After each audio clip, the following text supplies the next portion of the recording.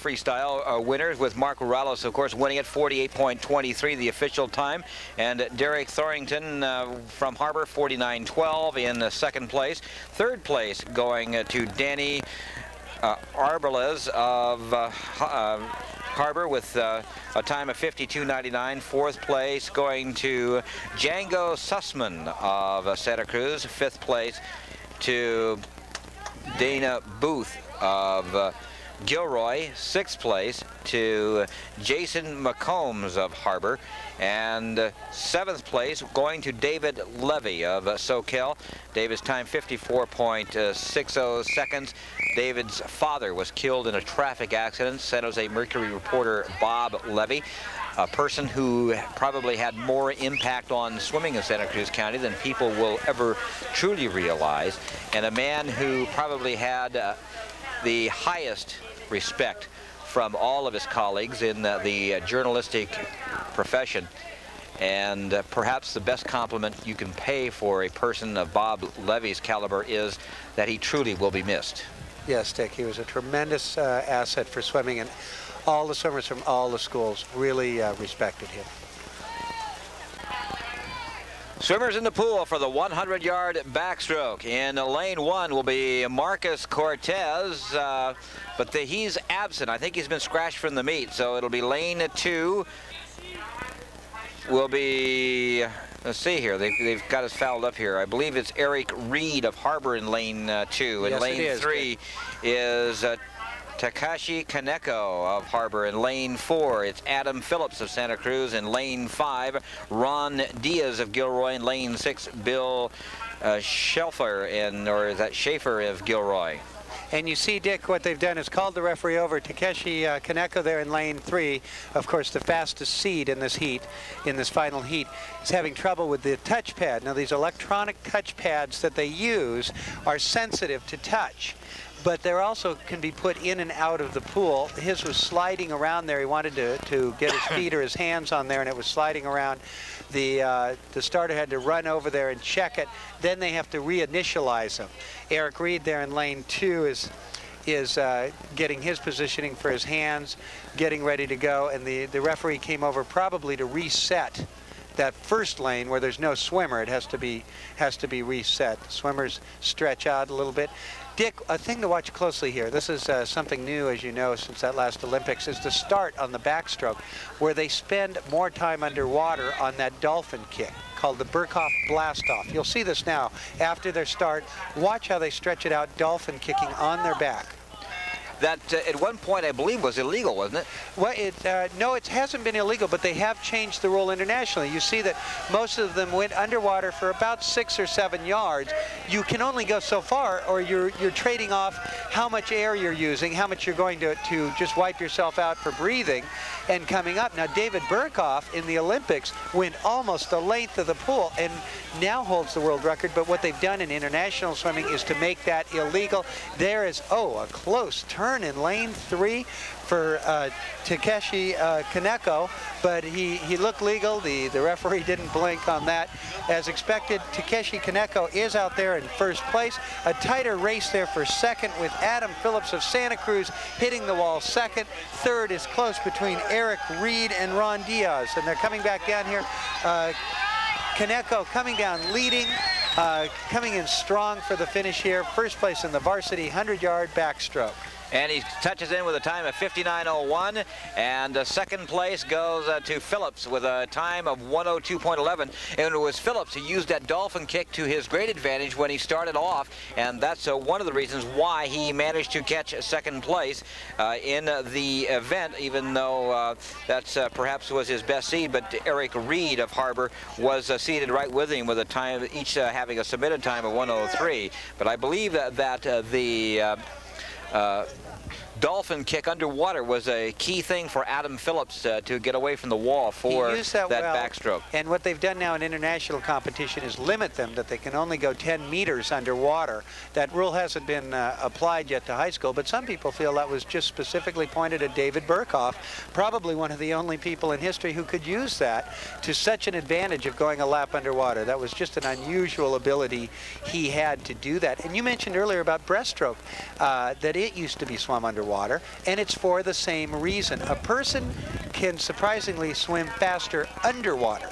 You would think there would be more resistance, but there's less eddy resistance, even though there may be more frontal resistance. And breaststroke used to be swum underwater in the 1930s. They then made it illegal to swim underwater. But now, of course, with the new rules, it can be swum underwater again. And we're going to see that probably in our event coming up next on the breaststroke. Some of the swimmers that are taking advantage of that new rule will be dropping down all the way underwater. And there's plenty coming up here on Cruise Television. The Santa Cruz Coast Athletic League Swim Finals. I'm Dick Little. Jim Booth is with me. The breaststroke and the freestyle relay are next. Time was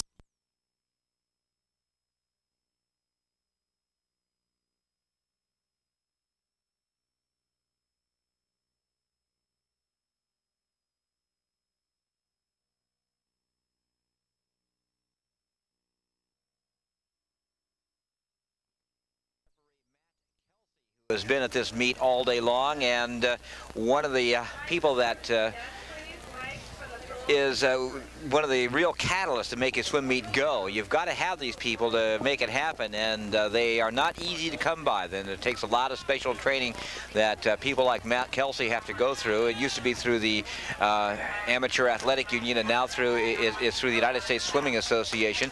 The starter, by the way, is Robin Stockwell, and our runner, the young man who has kept us up to date so very, very well, has been Danny Smith, and Carol Bachman commands the desk, and that's also another difficult job because you have to round up the grunts to make things happen there as well and teach them what's going on. Of course, Matt Kelsey is Mary Kelsey's father, and all of these people that are helping at the meets have had kids. It's pretty impressive. Carol Bachman's been helping at these meets for years. Of course, her husband, Ted Bachman, is the aquatics director here at Cabrillo College. Robin Stockwell with his son swimming at Watsonville High School. So these meets are put on by all those voluntary efforts that add up to really make them go. We've seen some tremendous swimming here. Another thing to mention is Harbor High School's amazing job. We can point out how they've worked here and the tight races we've had, but Harbor clearly dominating again. And, you know, they didn't have a swimming pool, their own swimming pool this whole year. Not only that, but they had to move their schedules often after 9 o'clock at night, which is tough on these high school swimmers. From Harvey West to Cabrillo College to SCCAL High School, each day the swimmers were posted, the information was posted for the swimmers on where their workouts would be. And that hasn't been easy, one of the long-term results. Now, I understand from Jack Dufour, their pool should be open again soon. And they'll be up and running again. You know, speaking of that earthquake, Dick, I don't think I've taken time to thank you. I think a lot of us remember that night and sitting around wondering what's going on and flipping the radio on and hearing your voice. And it was sure a nice thing for our family to hear that reassuring voice coming across the air. In fact, in our family, Dick, after that flood and that earthquake, when we think of disasters, we think of you. As a matter of fact, it was interesting because one person told me after the flood that you know it's a disaster when you look forward to hearing from Dick Little in the morning. But that's right. Well, we'll go from disasters here to the final heat of the breaststroke. Moving into the final heat, we have Zach Gallagher in lane 3, Takeshi Hishiro on lane 4, Jason McCombs of Harbor in lane 2, and Gallagher is from Santa Cruz, Hishiro is from Gilroy. In lane 5 is Joaquin Munoz of Santa Cruz. Ben Howell is in lane 1 from Harbor. And in lane 6, Ryan Kay. And they got a good start off the blocks. And look how far underneath the water goes Hishiro in lane, in lane 3, that's Gallagher, Zach Gallagher. A tremendous start, Dick, and you can see as these heats progressed in the breaststroke, the better heats, the final heats, the swimmers stretch out that underwater sequence farther and farther, with the final heat here showing us that they're going almost half the length of the pool. Watch this on the second 50 with Zach Gallagher leading, clearly leading. His pull down, he's well down, a third of the way down.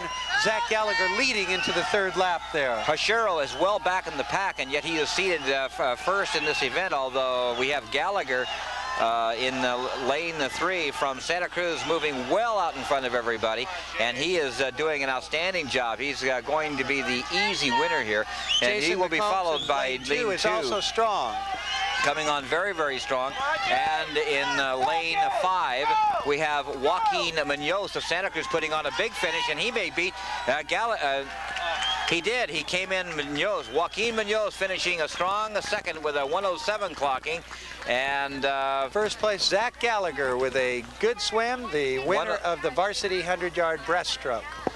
And followed by McCombs, and then Takeshi Hishiro, I believe, was in third place. We'll have to check that out to make sure, and we'll be getting some results in very quickly. Speaking of results, we do have some between now and the final relays in this meet, and so let's go over the final of the 500-yard freestyle. Finishing first was Matt Wynn of Harbor, a time of 5:01.52, followed by Jeff Wickham of Santa Cruz, a time of 5:10.77. Third place going to Zach Thompson of Santa Cruz. Fourth place to Neil Mathers of Harbor. Fifth place to Scott McCullough of Gilroy, and sixth place to Jerry Oliveira, also of Gilroy. The 100-yard backstroke, finishing first was Takeshi Kaneko of Harbor with a fine time of 59:01. Second place going to Adam Phillips of Santa Cruz, and his clocking 102.11. Third place to Eric Reed of Harbor, 103.41. And fourth place to Ron Diaz of Gilroy. Fifth place to Bill Sheffer of that should be Shelfer of Gilroy, and sixth place going to Rudy, and you pronounce that last name because he's a swimmer of yours, Jim Booth, is Rudy Macarandum. I think all his friends call him JJ. Yes. Tremendous freshman swimmer. Macarandum. Swimming varsity for Watsonville. And of course we have the Jim Booth Swim School, which has trained so many of these swimmers out here when they were youngsters, and Jim just opening up some new operations up in Scotts Valley. Can you explain that to us? Well, yeah, a lot of these swimmers did start swimming out with our development groups, and I'm still teaching out in Watsonville, of course. But I'm going to be working with the new pool that the City of Scotts Valley Recreation Department has. That is also being repaired from earthquake damage, but is expected to be open June 18th. For the first time, Scotts Valley City will ever have had a swimming program. Ever, Dick. So this summer we'll have a program, and I'll be out there working with the city to make that a good program. And we're just getting ready now for the 400-yard relay. We're seeing in the water right now some of the youngsters, and the times today, Jim, have been tremendously off the submitted times. So why has there been such a dramatic improvement for most of these swimmers? We've seen some swimmers have done just great swims. Some swimmers have not. You know, the real art of coaching comes down to the taper. You look at a year's training, and it's day after day of hard work, and it really doesn't mean anything till you get to the end of the season and you quit doing the hard work. And this is the real art, and each year you look at it, you worry that you're not going to pull it off. I see Harbor High School has had some tremendous swims. Aptos has had some really, really good swims, so has Santa Cruz. But I've seen a few where they did not hit their best times of the year. And I can imagine this year there's been some effect of moving around with pools and the earthquake and all that. But basically, we've seen some really good swims today. And the seeds in the freestyle event, the 6 lanes will be filled up with Aptos, Gilroy, SoCal, Watsonville, Santa Cruz, and Harbor. Harbor the top seed, a submitted time of 3 minutes and 30 seconds. Santa Cruz the second seed at 3:38. Watsonville expects to do about a 3:43 or better. SoCal in at 3:45. Gilroy at 3:47. Aptos a 4-minute submission, and we're seeing the varsity swimmers now getting up on the blocks, and we should be seeing the final event of the Santa Cruz Coast Athletic League boys swimming title in a short period of time. Santa Cruz and SoCal, I believe, not SoCal, but Gilroy having an interesting battle for second place here. Harbor High School here is already qualified for CCS. They're down for the start.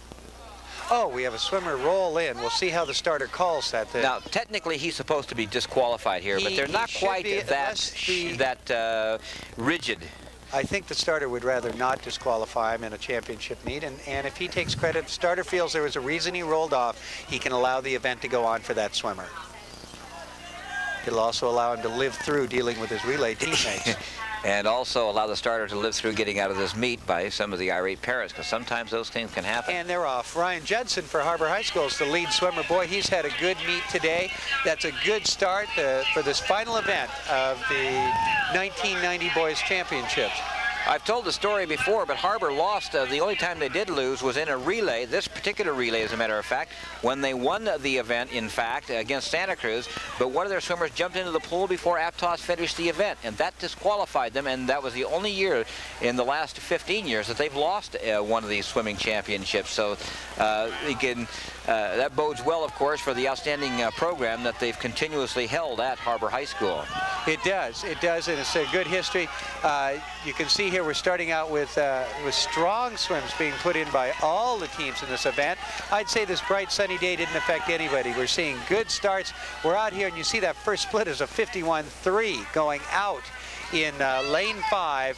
51-3 for their first swimmer. That's a tremendous first. And that's SCCAL High School, and with the big lead right now. But Harbor is now beginning to make it up, and SCCAL is beginning to lose ground. And Santa Cruz is staying right on the heels of Harbor right now, right off the left shoulder. So it's Harbor, Santa Cruz, and SCCAL as they come in the third leg of the 100 yards that are being swum now by the second swimmers from each of the varsity freestyle relay teams. This is a very important event for Santa Cruz if they want to hang on and take second place. They've had a slight lead about 2/3 of the way through this meet. Harbor is easily winning it, although Santa Cruz and Gilroy are putting on strong performances. But it's Harbor to the water first, followed by Santa Cruz, and now SCCAL in the water third. Yeah, Matt Wynn's in the water first for Harbor, and you can see he's moving right along. Again, Harbor High has already made a qualifying time for CCS, for the Central Coast sections of CIF. But Santa Cruz, Watsonville, the other teams have not. Santa Cruz has entered in this at a 3:38, Watsonville at a 3:43. Qualifying is a 3:34. So you see here that Santa Cruz has to drop 4 seconds.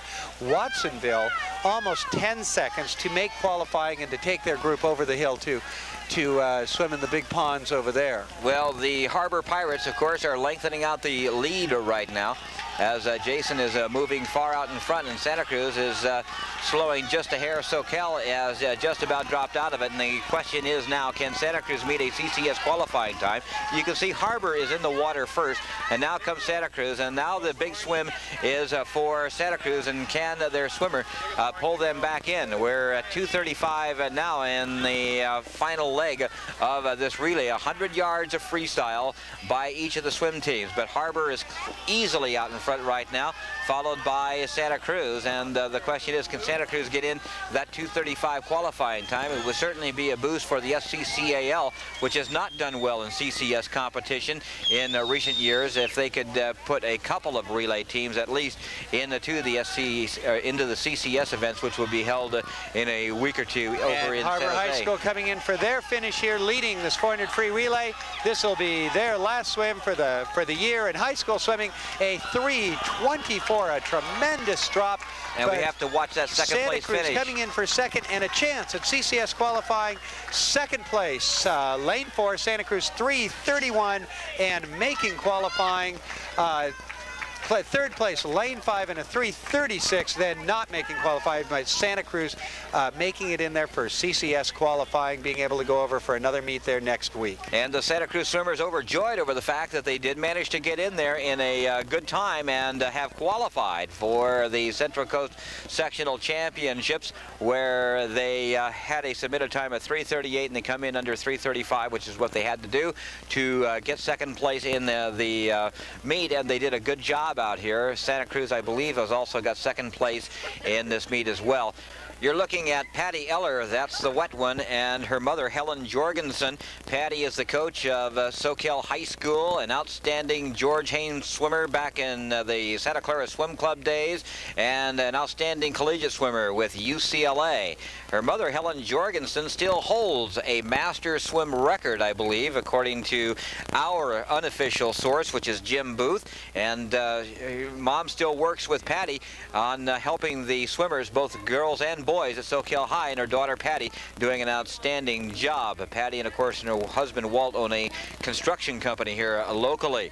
An outstanding swim meet to say the least. Let's go over some of the final results before we check out here. First of all, in first place in the 100 breast, it went to Zach Gallagher. He had a time clocking of 103.61. Second place going to Joaquin Munoz of Santa Cruz, a fine clocking of 107.20.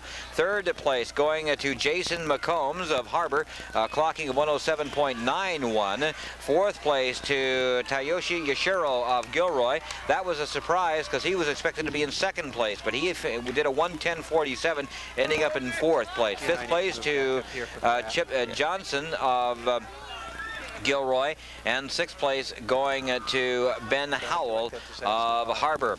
The relay finished as we said it did, 3:24.74, a fine clocking for Harbor. Second place to Santa Cruz with a clocking of 3:31.82. Third place going to SoCal with a clocking of 3:36.43. Fourth place to Gilroy. Fifth place to Watsonville, and the sixth place going to Aptos. Plenty of sports activity coming up here on KRUZ television. Next week, of course, the league track finals, and we'll be featuring some of the fine athletes of the Santa Cruz Coast Athletic League as we finish the season in the track and field events here in Santa Cruz County. KRUZ television, of course, doing an outstanding job in Santa Cruz County of bringing everybody up to date on Cabrillo College and high school events, and our director, Rusty Reed, who has been in the truck today. Of course, we have Sportsline with Rusty Reed, which runs on KRUZ TV before all of our Game of the Week events on Cruise Television, and we also have our technical director in the truck, Brian Ross, who has that masterful touch, if you will, with those controls in there, and always seems to know which is the right button to push at the right time. And thanks a lot, Brian, did a great job. Our cameramen today, Mark Ligon, Ron Losi, and Damon Meyer, and we have production assistants, Evan Lewis and John Boucher, and of course we've had a lot of other help from the fine folks here at Cabrillo College and the Santa Cruz Coast Athletic League helping us out, and it was a grand event as we hopefully can get the final results of the swim meet here in a very few minutes. Your feelings about the way the swimming went today, Jim? Were you surprised at how much time was being taken off? I think that we saw some great swims. I thought it was a real effort. You know, this is the wonderful thing about high school swimming, is they're here because they love it. They're putting their heart into it. That's what it takes for any endeavor. You saw that I think every coach was thrown in the water today here. Patty Eller from SoCal, Jim Triplett from Aptos, of course Jack Dufour and his assistant Mark Garrett. And it shows that it's not just the first place team that is overjoyed at the end of the season. All of them have put their heart into a tough, hard-fought season. The kids all feel good no matter where they came out. And I think we're going to see a lot of these kids coming back next year, and I suppose you and I will sit here, Dick, and see how they do. Kind of feel like it's a tradition for you and I to do this thing now, as we are now in our third year here on Cruise Television, and a great event it was. It doesn't look like we'll be able to announce, but we'll certainly roll them up on the screen for you, the final results of this swim meet, which featured Gilroy in addition to the schools from Santa Cruz County, which include Santa Cruz, Harbor, SoCal, Aptos, and Watsonville. So from Jim Booth and myself, Dick Little, thank you very much for viewing, and so long, everyone.